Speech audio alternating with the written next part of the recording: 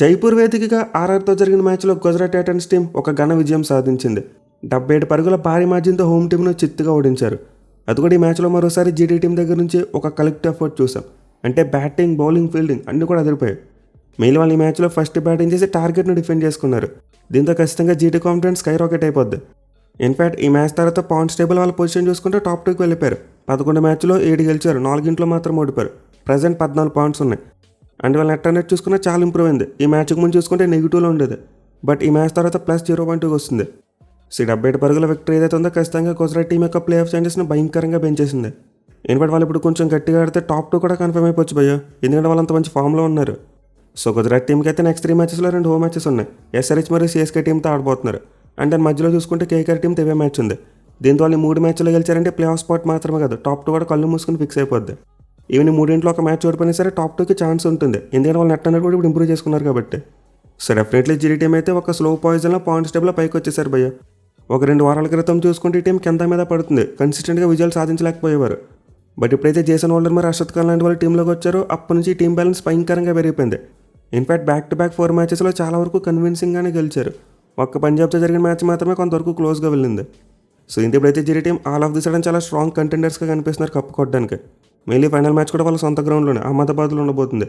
దీంతో వాళ్ళు టాప్ 2లో ఫినిష్ చేశారంటే మాక్సిమం ఫైనల్ ఆడేందుకు అవకాశం వచ్చేస్తుంది. పర్టికులర్ వాళ్ళ బౌలింగ్ మ్యాచ్కి మరింత ఎక్కువగా షైన్ అయిపోవడం చూస్తున్నాం. అంటే ప్రీవియస్ 3 మ్యాచెస్లో చూసుకుంటే ఎక్కువగా పేసర్స్ డామినేట్ చేశారు, బట్ ఈ మ్యాచ్లో చూసుకుంటే స్పిన్నర్స్ కూడా అద్భుతంగా బౌలింగ్ చేశారు.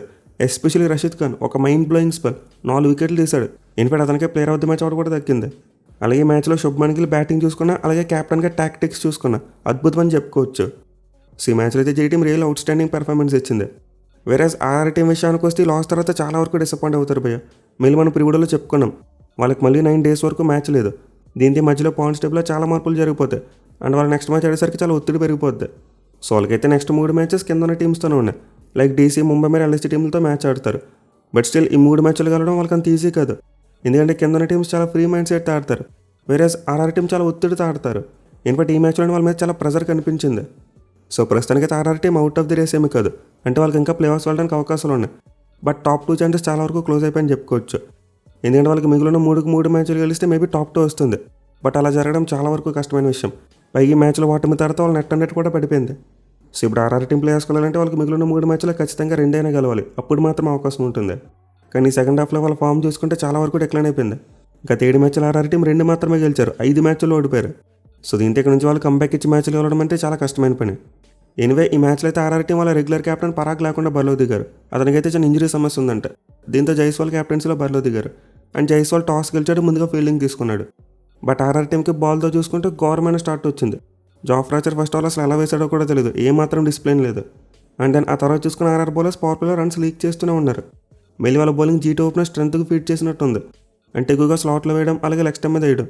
దీంతో సుదర్శన్ మరియు గిల్ చాలా ఈజీగా క్యాప్లైజ్ చేసి బౌండరీస్ కొట్టారు. ముందు 3 ఓవర్స్లో సాయి సుదర్శన్ కొట్టాడు, అండ్ దెన్ నెక్స్ట్ 3 ఓవర్స్లో చూసుకుంటే శుభ్మన్ గిల్ అందుకున్నాడు. సడన్గా జీటీ టీంకి అయితే పవర్ ప్లేలో ఒక మైండ్ బ్లోయింగ్ స్టార్ట్ వచ్చింది. 82 రన్స్ కొట్టేశారు. అండ్ వాళ్ళకి చూసుకుంటే స్టిల్ ఇదే బిగ్గెస్ట్ పవర్ ప్లే, అంటే గతంలో జీటీ టీం పవర్ ప్లేలో ఎప్పుడు కూడా అంత పెద్ద స్కోర్ కొట్టలేదు. శుభ్మన్ గిల్ మరియు సాయి సుదర్శన్ ఇద్దరు కూడా క్లాసికల్ విధ్వంసం చేశారు. అయితే పవర్ ప్లే ద్వారా చూసుకుంటే కొంతవరకు స్కోరింగ్ వేగం తగ్గింది. అంటే రాజస్థాన్ స్పిన్నర్స్ జడేజా మరియు యశ్రాజ్ పుంజా ఇద్దరు కూడా చాలా మెరుగ్గా బౌలింగ్ చేశారు. మేలు ఆపర్చునిటీస్ క్రియేట్ చేసి వికెట్లు తీయడం కూడా చూసాం. ముందు సుదర్శన్ యశ్రాజ్ అవుట్ చేస్తే తర్వాత బట్లను జడేజా అవుట్ చేశాడు. ఈవెన్ ఈ మధ్యలో చూసుకున్న జడేజా మరో ఆపర్చునిటీ క్రియేట్ చేశాడు. గిల్ 54 పరుగుల దగ్గర ఉన్నప్పుడు ఒక క్యాచ్ ఇచ్చాడు, బట్ అట్మర్ బౌండరీ దగ్గర దాన్ని వదిలేశాడు. ఇన్ఫాక్ట్ 6కి గంటేశాడు. సడన్గా స్పిన్నర్స్ వేసినప్పుడు అయితే షార్ట్ మేకింగ్ అంత ఈజీగా అనిపించలేదు. దీనివల్ల మిడిల్ ఓవర్స్లో జీటీ టీం యొక్క స్కోరింగ్ రేట్ తగ్గింది, అండ్ ఆల్సో 2 వికెట్లు కోల్పోయారు. అయితే ఒక ఎండ్లో చూసుకుంటే మాత్రం జీటీ కెప్టెన్ శుభ్మన్ గిల్ అద్భుతమైన నాక్ కొట్టాడు, 44 బాల్స్కి 84 రన్స్. మీలో ఎండ్లో చూసుకుంటే యాంకర్ కైండ్ ఆఫ్ ఇన్నింగ్స్ ఆడాడు, కానీ అటాకింగ్ యాంకర్ ఇది. అంటే ఒకవైపు తన వికెట్ని కాపాడుకుంటేనే రిస్క్ ఫ్రీ షాట్స్ ఆడడం చూసాం. కేవలం హెట్మర్కి ఇచ్చిన క్యాచ్ ఒకటి కొంతవరకు లూజ్ షాట్, బట్ మిగతా షాట్స్ కూడా చాలా వరకు గ్యాప్స్లో కొట్టాడు. సో గిల్ అయితే సుప్రీం టచ్లో కనిపించాడు, అండ్ అద్భుతమైన బ్యాటింగ్ చేశాడు. వేరే ఆ తర్వాత చూసుకున్న సుందర్ కూడా ఎక్సలెంట్ బ్యాటింగ్ చేయడం చూసాం. 20 బాల్స్కి 37 రన్స్ కొట్టేశాడు భయ్య. అది కూడా గిల్ అవుట్ అయిపోయిన తర్వాత ఎండ్లో చూసుకుంటే హోల్డర్ స్ట్రగుల్ అయ్యాడు, 7 బాల్స్కి 7 రన్స్ మాత్రమే కొట్టాడు. బట్ ఈ టైంలో సుందర్ చాలా మంచిగా బ్యాటింగ్ చేయడం చూసాం మనం. అలాగే తర్వాత చివరిలో చూసుకుంటే రాహుల్ తెవాత్య అతను కూడా 2 6లు కొట్టాడు. సో జీటీ టీంకి మధ్యలో ఓవర్ నెంబర్ 18, ఓవర్ నెంబర్ 19 ఈ 2 ఓవర్స్లో కొంచెం తక్కువ రన్స్ వచ్చాయి, అంటే 2 ఓవర్లో కలిపి 12 పరుగులు మాత్రం వచ్చాయి. బట్ లాస్ట్ ఓవర్లో దాన్ని కవర్ చేస్తారు కదా, 21 రన్స్ వచ్చాయి. అది కూడా లాస్ట్ ఓవర్లో 4వ బాల్ అనుకుంటా సుందర్ ఒక షాట్ కొట్టాడు కవర్స్ పైన ఉండే, అదైతే absolutely mind blowing shot. So really సీజన్లో జీటీ టీంకి నెంబర్ 4లో సుందర్ అద్భుతంగా పెర్ఫామ్ చేస్తున్నాడు. లాస్ట్ ఇయర్ వాళ్ళకి షెరీఫ్ రదర్ఫర్డ్ ఎలాంటి రోల్ ప్లే చేశాడో సేమ్ అదే దింపేస్తున్నాడు. ఇక తర్వాత బ్యాట్స్మెన్ చూసుకుని కొంతవరకు మంచిగానే బ్యాటింగ్ చేస్తున్నారు. మళ్ళీ తర్వాత కూడా టచ్లోకి వచ్చి ఫినిషింగ్ ఫైర్ వర్క్స్ ఇస్తున్నాడు. సో ఈ విధంగా జీటీ బ్యాట్స్మెన్ అయితే మరోసారి ఒక మంచి కలెక్టివ్ ఎఫర్ట్ పెట్టారు. వేరే ఆర్ఆర్ బౌలింగ్ విషయానికి వస్తే చాలా పూర్ బౌలింగ్ వేశారు భయ్య. అసలు ఎక్కడ కూడా డిసిప్లైన్ కనిపించలేదు.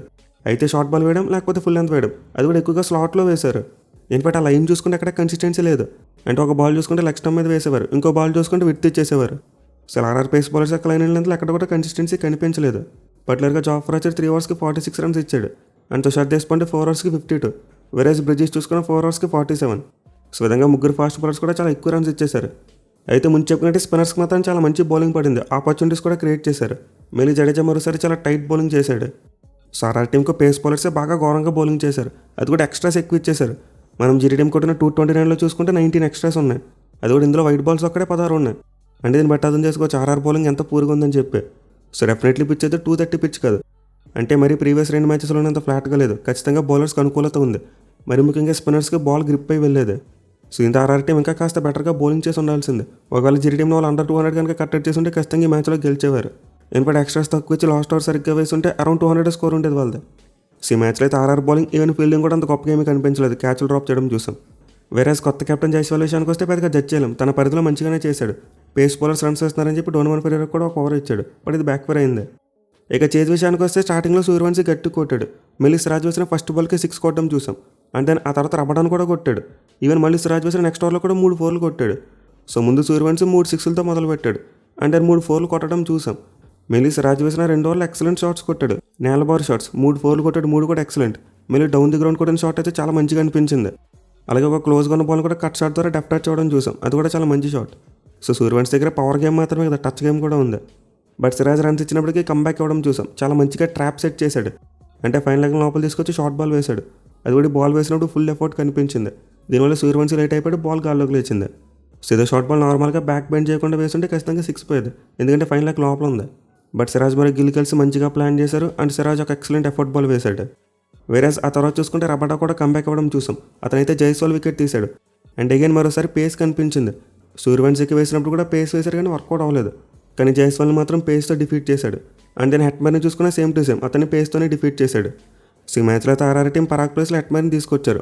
వాళ్ళైతే ఈ మ్యాచ్లో రెండో ఫారెన్ పేస్ బౌలర్ని ఆడించలేదు, అంటే బర్గర్ను కూర్చోబెట్టేశారు కానీ మెల్లని తీసుకురాలేదు. బర్గర్ ప్లేస్లో హెట్మర్ని తీసుకొచ్చారు.